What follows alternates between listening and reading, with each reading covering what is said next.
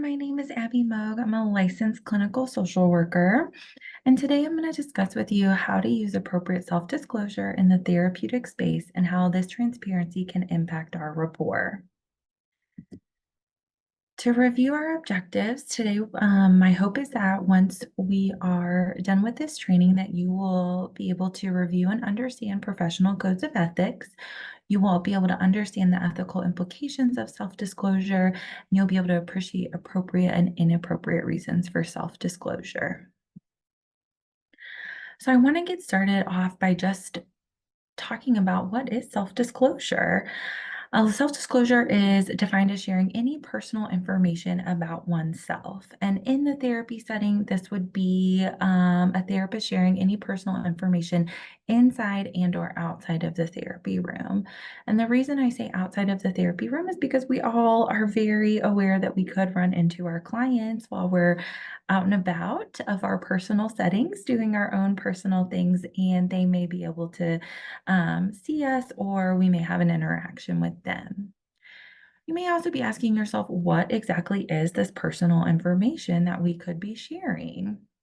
So, personal information could include information about your childhood, maybe where you grew up, how you grew up, the family dynamics, personal values or shared family values from that time. Personal information also includes sharing about your current family. So that could be your family that you have right now or lack thereof of a family, or disclosing information about your family of origin. Personal information or self-disclosure also includes disclosing information about your finances, disclosing information about your relationships, sharing your political views, basically anything that's personal information about yourself. Self-disclosure can also include some of these other ways of how we show up for our clients. So we may, off the bat, be self-disclosing to our clients based on our dress, based on our therapy room or office, what's in it or what's not in it, depending on if you share, pictures of yourself, your family, your children, pets, animals, vacations, if you have any artwork, plants, anything, you're already self-disclosing stuff from yourself about yourself from the beginning. We also, as therapists, self-disclose versus non-verbal cues. So if a client is telling you something, or you react with a facial expression, we're self-disclosing how we feel about that information. And in my research, I found this really interesting, but we also self-disclose with the questions that we ask. And what I found in my research is that we are self-disclosing to our clients where we want to take the conversation, and maybe even therapeutically what we're wanting to accomplish or gain with them, based on what questions we ask from the information that they are sharing with us. Again, I don't know if a lot of clients may pick up on that or have that self-awareness or ability to be able to know kind of what we're doing, but some may very well be, because therapists also seek out therapists or other mental health providers, or just people that have really good self-awareness or kind of know the therapeutic process may know that as well. This also doesn't necessarily mean that we have to be like cookie cutter, or we're not able to express ourselves. Clearly, we want our clients to feel comfortable and confident with us.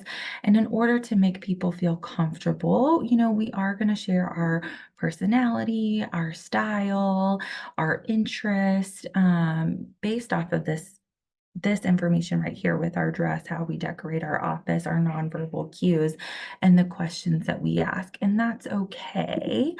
Um, it's okay that our clients get to know us somewhat, but it's just important to know that we are disclosing a lot about ourselves based on these things.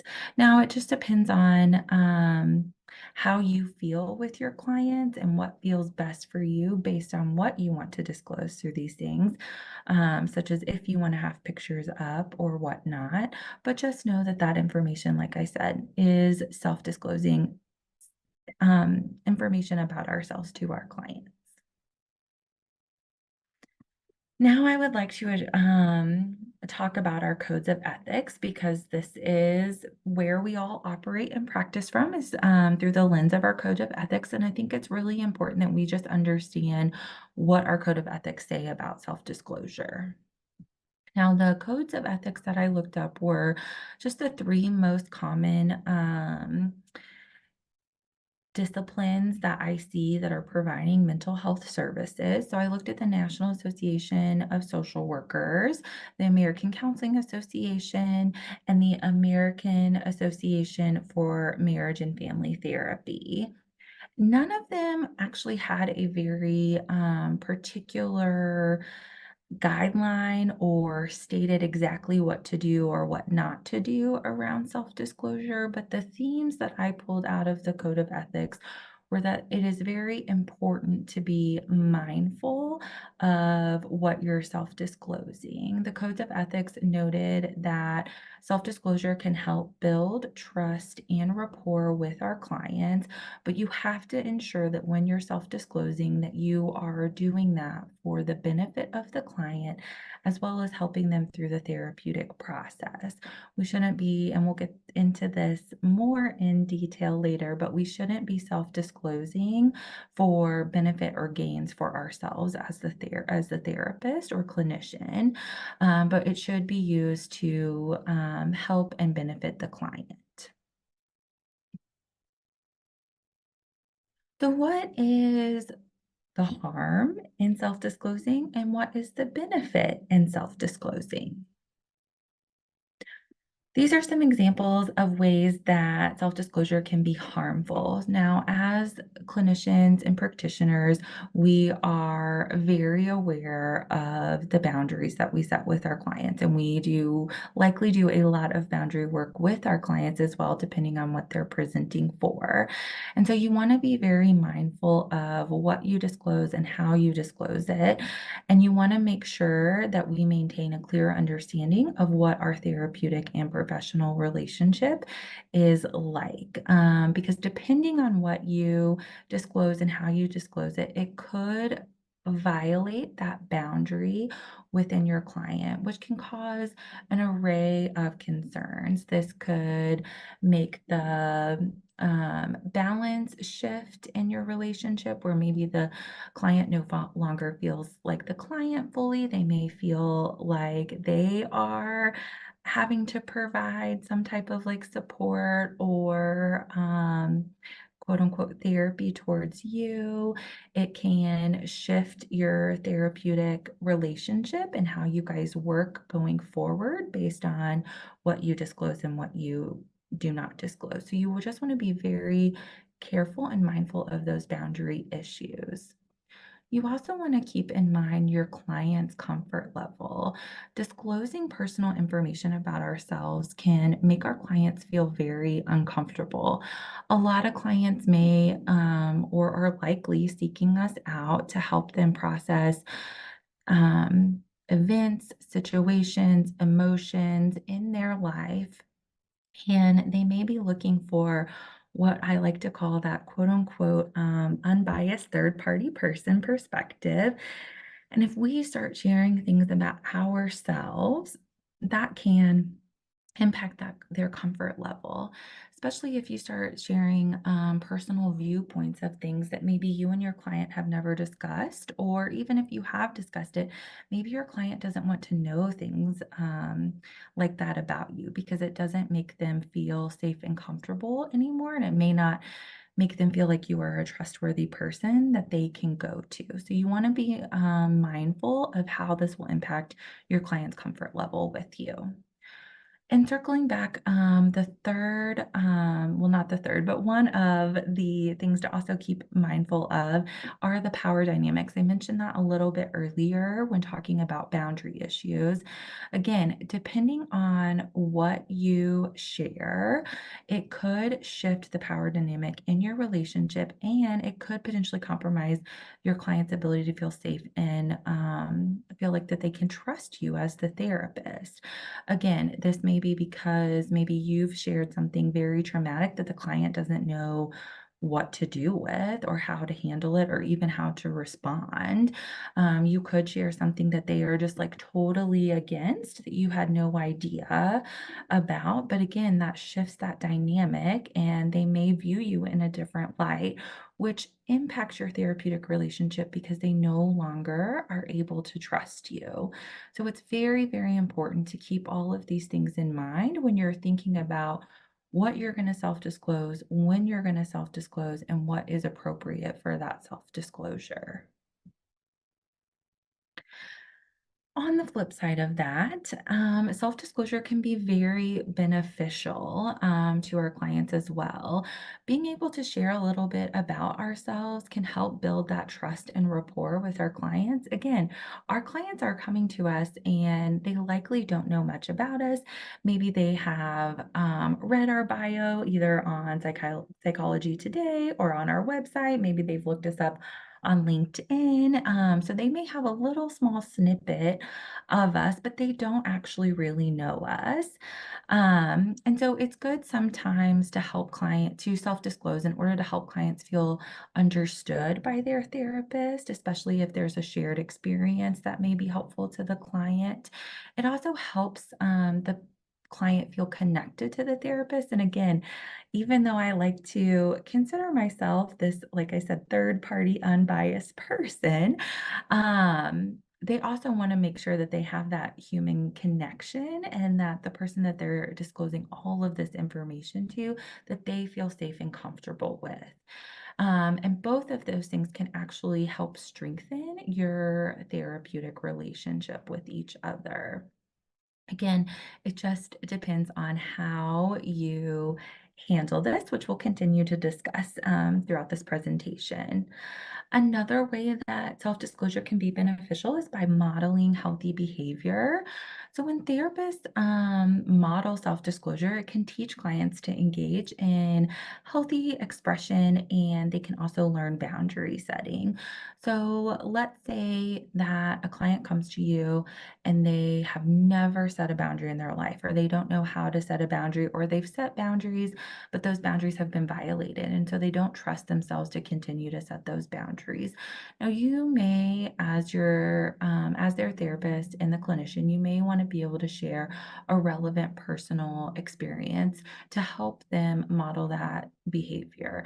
Now, again, it just depends on how you share that information to ensure that it is therapeutically appropriate. So you could share an example of, let's say, I had a family member who we did not get along with very well, especially when we talked about certain topics, and it became so difficult between us that it was really hindering our relationship, hindering our ability to be around each other, and hindering our ability to have productive and safe communication.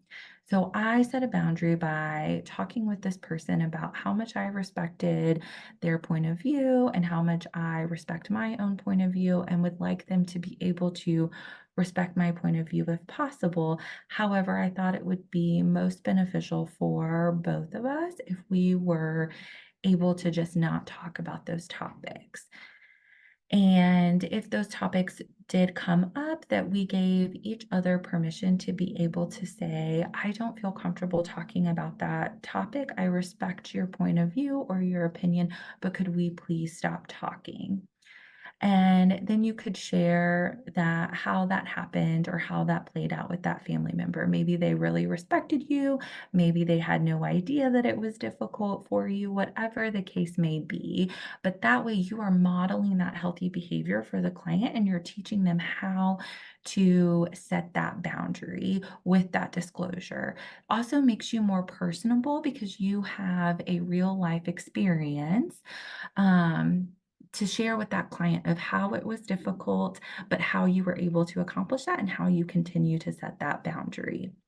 And again, it just goes back to how you self disclose. You don't want to be like, oh my goodness, my aunt was so incredibly terrible to me. She used to say X, Y, and Z, and I would respond A, B, and C, and it just made me feel so mad and sad, and I just had all of this rage, and I basically just one day threw up my hands and was like, "That's it. I'm done. I'm setting a boundary." Now that is a little bit of kind of dumping on your client. It is sharing how your personal feelings and emotions, and it's not modeling healthy behavior. So you want to, again, make sure that when you are self-disclosing or sharing information on how to model that behavior with your personal experience, it's how you share that, that it would be beneficial for the client so that they're able to hear you and see you and know how to do that. You want to be very mindful of how you share that information. Self-disclosure can also be beneficial because it can help facilitate the client growth. This can, by self-disclosing or sharing personal information with your client or sharing how you dealt with situations, this can help clients maybe explore their own thoughts, feelings, emotions, etc. at a different level. It could potentially help with their self-awareness and it could help with their growth. Again, as long as you're keeping in mind how you're self disclosing and that it's for the benefit of the client and in alignment with their therapeutic goals. Something else that's just important to keep in mind is how we address this with our clients. Because again, we are someone that our clients may not know a whole lot about, and they may not. No, they may be looking for that person that they can just share all of their deepest, darkest secrets with. And they don't really care to know a lot about us. But then some people want to be able to feel comfortable with their therapist or another person before they're able to share that information. And so I think it's good to address that with your client, again, depending on the client and depending on the situation.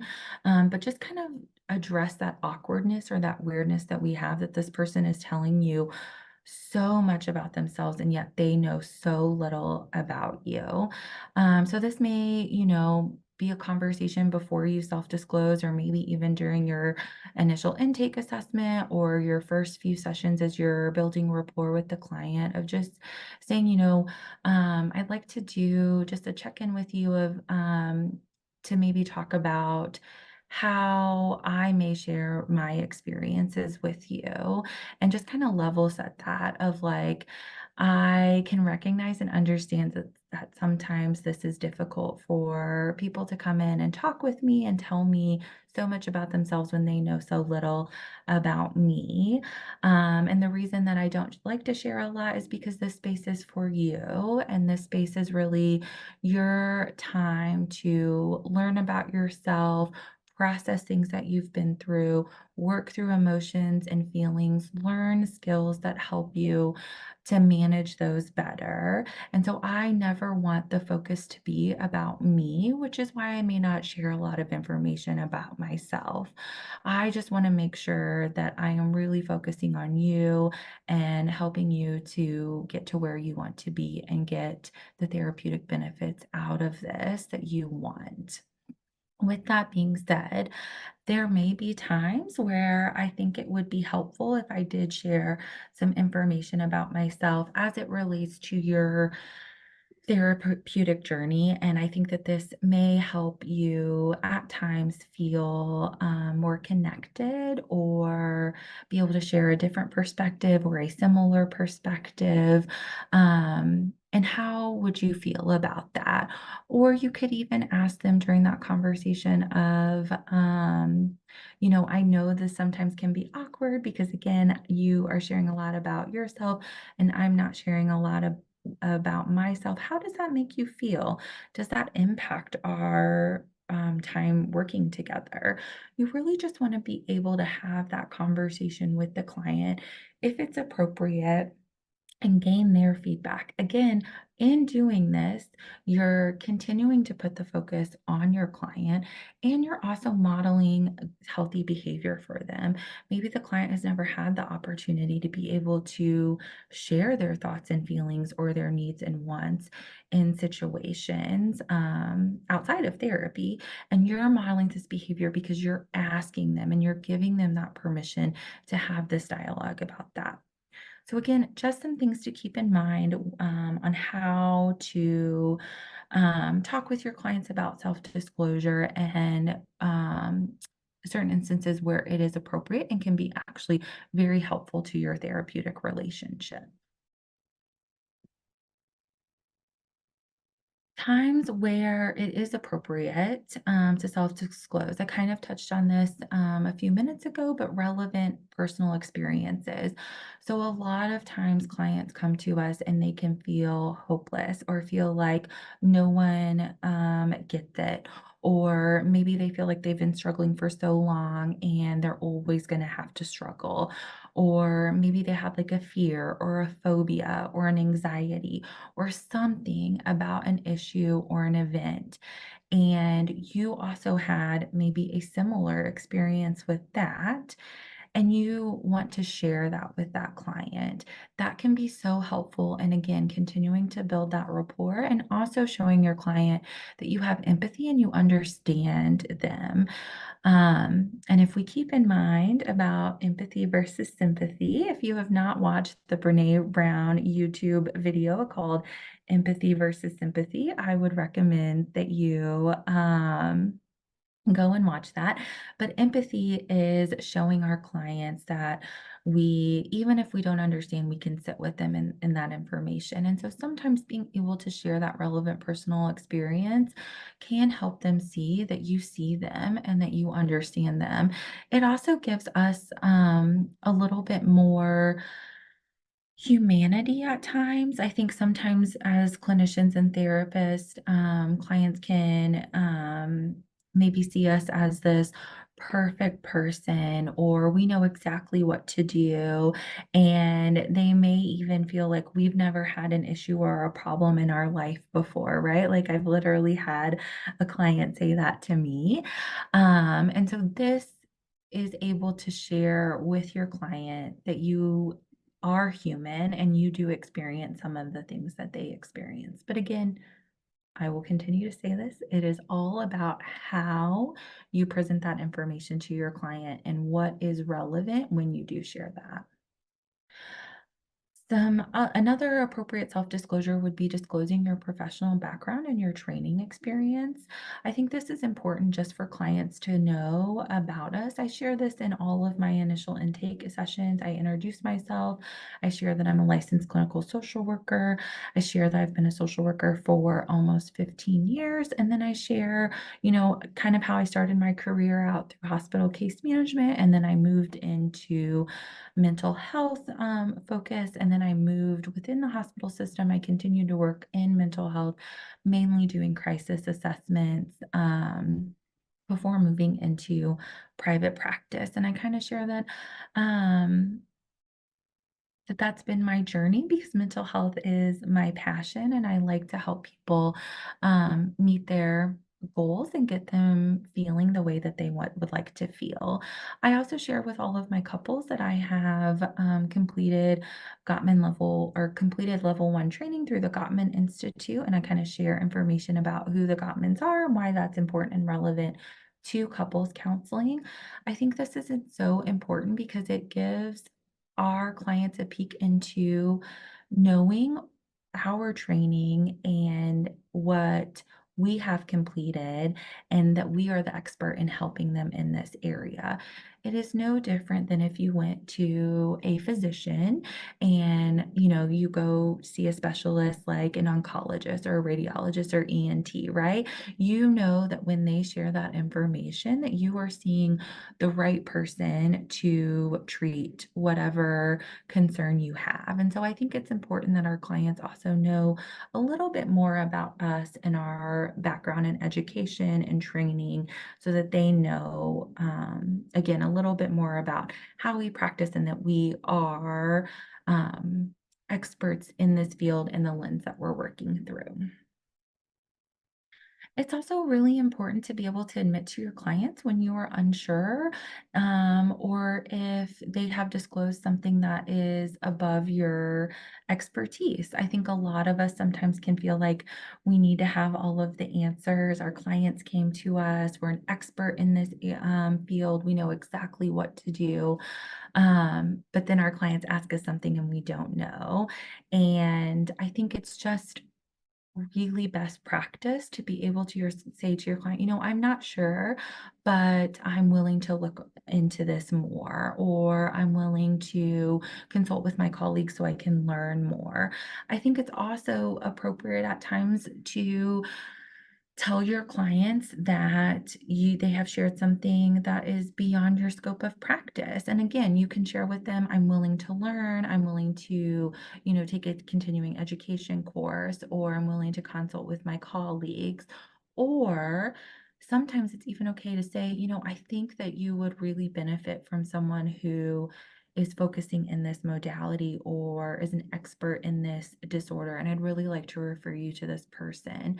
Now, again, you could refer them for a short period of time while they kind of work through that. For example, like an EMDR or a DBT, or an eating disorder, like something like that. And then maybe they come back to you after they've addressed that. But I think it's just really important to be able to share with your clients that you are not an expert in that modality or disorder, and then have the dialogue with your client about how they would like to proceed with that. This can help, again, continue to build trust. It also fosters transparency in your relationship, which then can make the client feel more comfortable with you. They may disclose more with you, or they may be able to work with you better, because you have shared that. It also goes back to we're modeling that healthy behavior, right? A lot, it's possible that our clients have never had the opportunity to be vulnerable or share with someone that they don't know the answer, or they aren't sure how to tackle an issue, and they've never been in a spot where they're safe to say that. So we're also modeling that healthy behavior with our client by being able to say, I'm not sure, or share what my limitation is. It's also really okay to self-disclose when you want to express empathy and understanding. Again, it just goes back to how we disclose it and how we share that, but it can continue to foster that therapeutic relationship and build that trust with that client if you're able to share that with them. Sometimes it's just sitting with your client and just saying, that's really hard, or that sounds really difficult, or not many people would be able to get to the other side of this, or have the outlook on the situation that you do. And so being able to validate their experiences, show your concern for them, and be able to, again, just model that healthy behavior and by sharing your concerns and your empathy with them. And then again, on the other hand, there are also ways that we can inappropriately self-disclose, as we've kind of been talking on and off throughout this presentation. So you never want to share your personal problems or traumatic events with your client. You never want to make your client feel like you are burdening them with your personal problems. So you don't want to show up in a session and say, oh my gosh, I'm so sorry. Like, I've just, had a really crazy night out. Or if a client discloses with you that they're in a, abusive relationship, you're like, oh my gosh, I'm in an abusive relationship too. And this is what they did to me last night, or this is how I'm feeling, or I don't know how I'm going to get through today. Or just sharing something about, a traumatic experience that you also experienced. This is, again, shifting that power dynamic. You're putting this burden on your client. They're now put in a position where they feel like they have to care for you, and they are not skilled potentially or trained in mental health. They don't know how to respond if they have had inappropriate relationships in the past. That may take them back to those very similar feelings. They may close off, and they could potentially stop trusting you because now they feel like when they disclose things that you're also going to disclose something, and they cannot move through their thoughts, feelings, and emotions because they're concerned you may also have a similar experience, and they now also have to navigate your thoughts, feelings, and emotions with it too.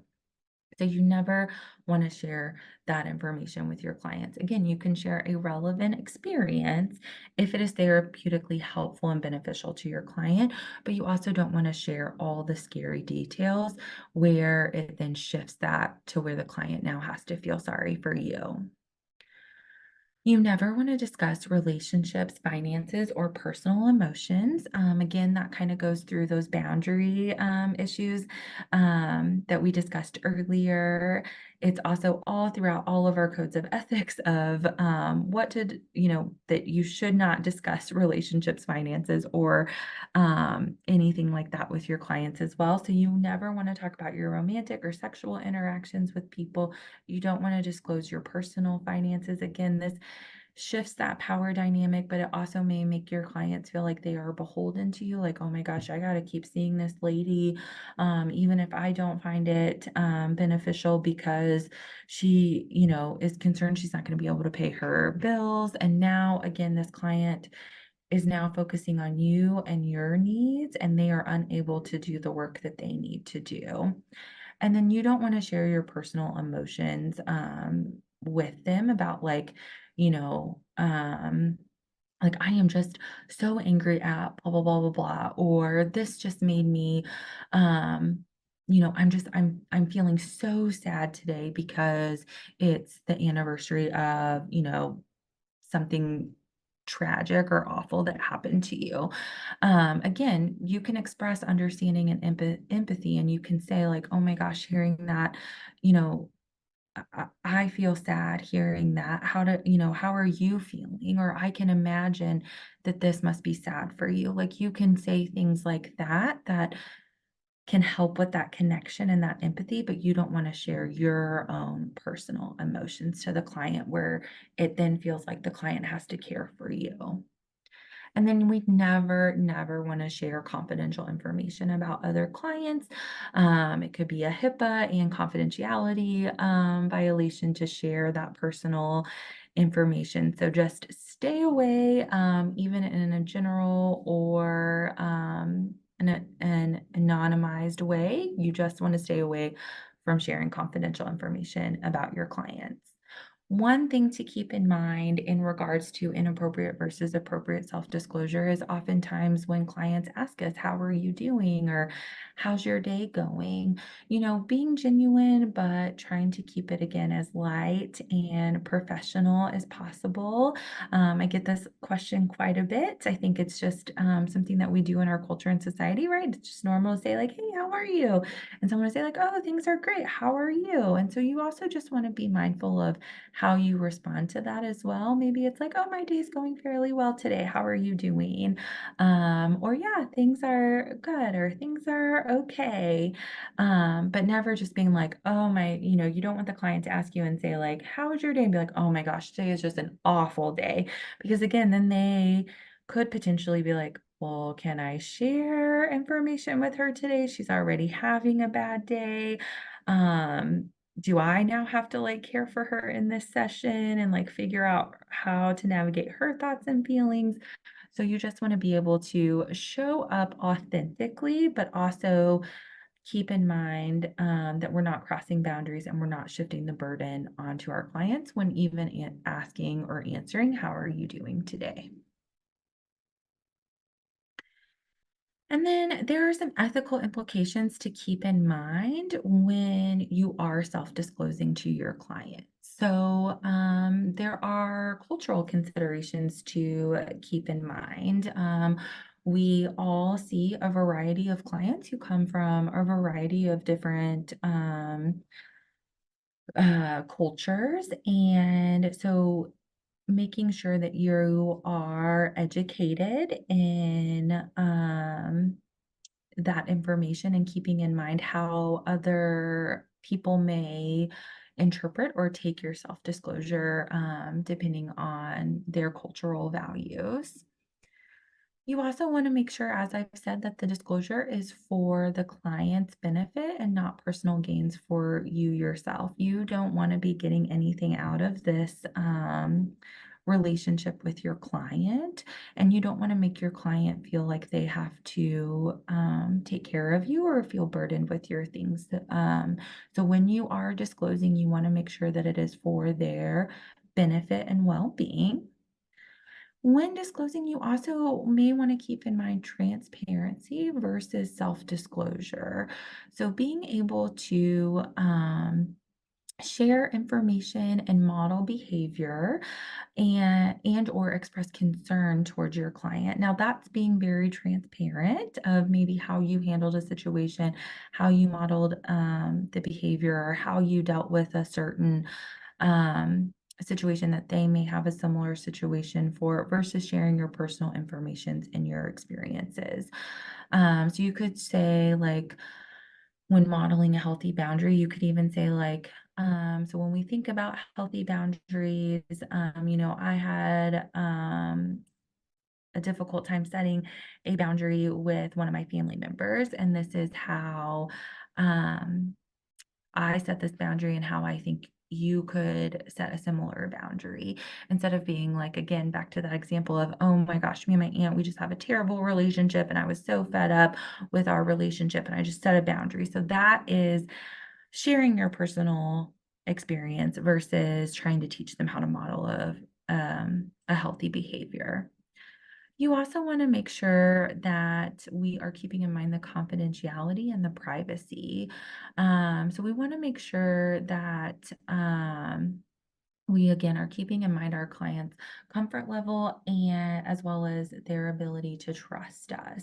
And so just depending on what you're sharing and how confidential or private you're being about it, that can say a lot to your client because if you're disclosing to them, they may think, well, are they disclosing to other people and what are they sharing? And or if you're saying, oh yes, I had another client who dealt with this situation, this is what we worked on, then is that client going to be like, oh my gosh, is my therapist going to go tell someone else about how I am dealing with this situation? And even if they don't know the information, like they could find it out, or I'm not going to feel comfortable with that.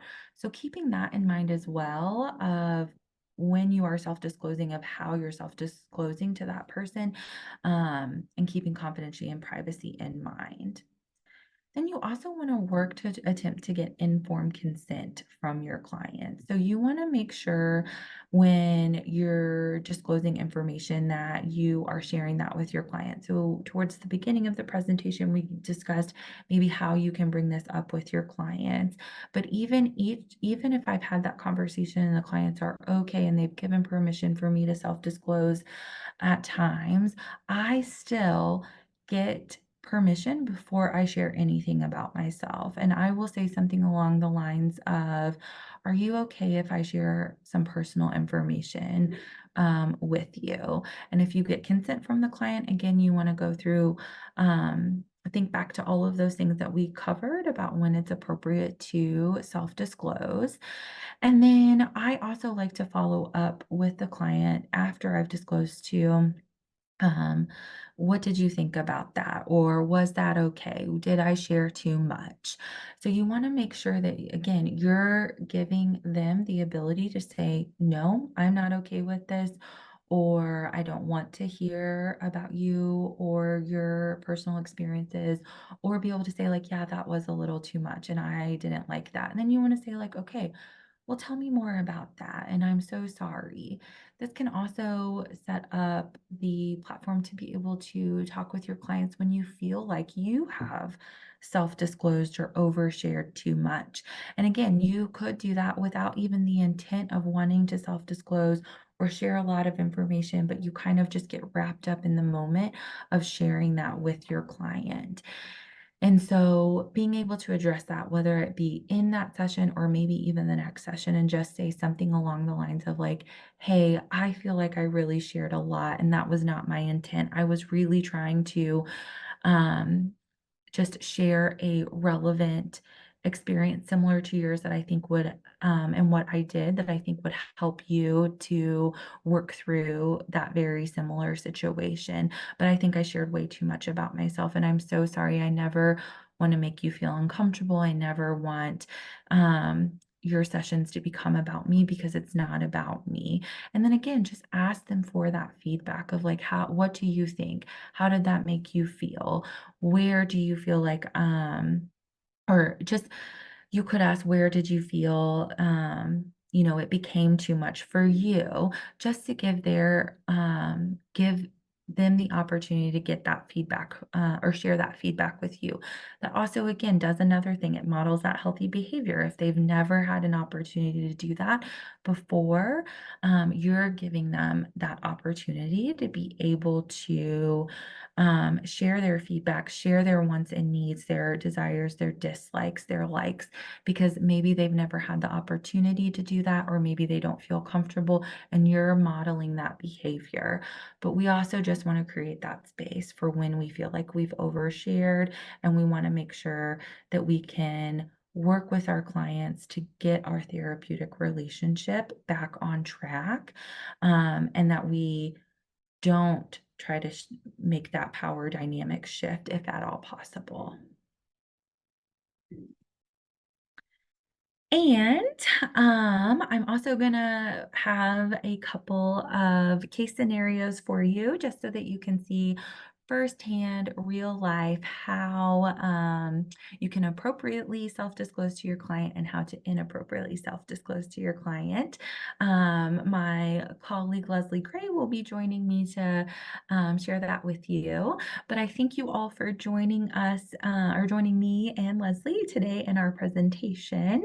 If you have any questions or comments or just want to get connected to me, please feel free to reach out to Resolve. You can email them, you can call them, they'll get you into contact with me. I'd be more than happy to answer any questions or discuss this topic further. And just sharing my references for where I got this information. Thank you. All right, hello, I'm Abby Moog. I'm Leslie Gray. We're going to show you inappropriate and appropriate disclosure so that you can have some idea of what to do when this occurs. All right. Well, hi, Leslie. It's so good to see you this week. How have you been? Doing okay. It's been a little stressful at work lately and just trying to deal with a lot of drama and everything and just not really feeling it, just kind of tired and my anxiety's getting really bad.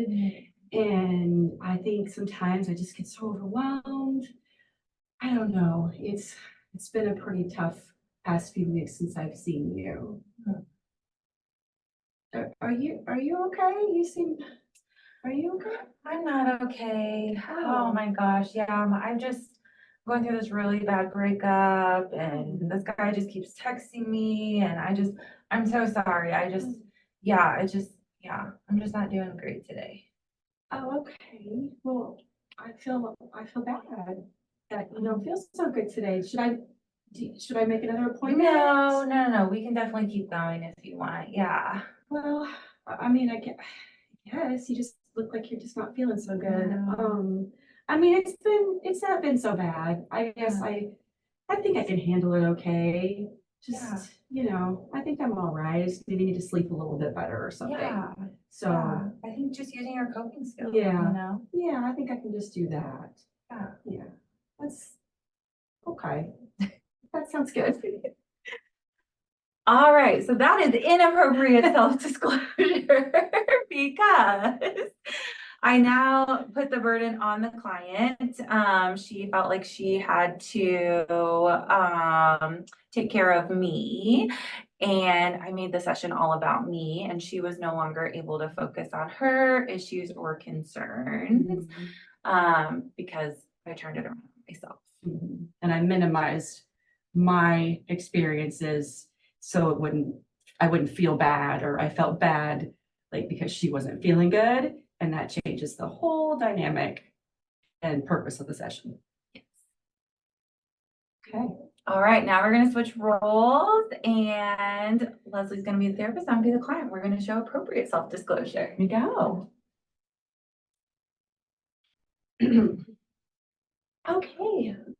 Well, it's good to see you this week, Abby. It's good to see You you want to too. catch me up on how things have been going? Yeah, I've just, I've really been struggling this week with my addiction. I am just having so many cravings, and I just don't know.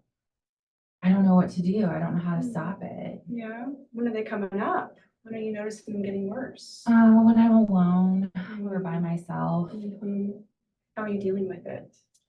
I'm trying to use my coping skills. I'm trying to take walks or meditate, but I don't know. I feel like that desire is just getting stronger and stronger. And I don't think anybody gets it or understands.